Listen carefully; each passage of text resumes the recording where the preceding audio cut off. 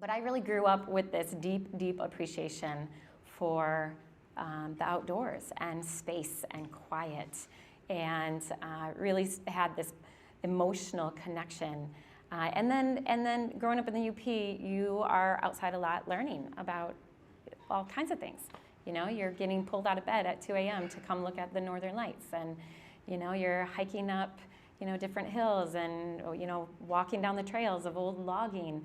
And so it just became part of who I was. And then my background is social work. So before becoming mayor, I spent about 20 years in child welfare. Worked a lot initially. I did a lot of individual clinical work with kids, and then ended up leading a nonprofit for abused kids. And even in that work, one of my goals was, how do I create a sanctuary for children? How do I get them out of this space and outside, and help them realize that there's a peace that comes with being outside, and that we all know, and I don't have to tell you the research, because you all know it already, and you're going to talk about it, I'm sure, throughout the day, about the impact that nature has on children emotionally and socially and physically. And so that was some of my experience coming into becoming mayor. And then it was 5 years ago that I was in St. Paul as this network came together. I was actually mayor-elect, so it was before I was actually sworn in, and I learned more about connecting children to nature and the work that was being done.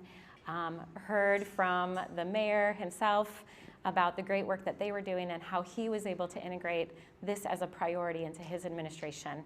And that was it was really a moment where I had time to reflect and think about, okay, as I step into this role as mayor, how do I make sure that this is integrated into every single thing that I do?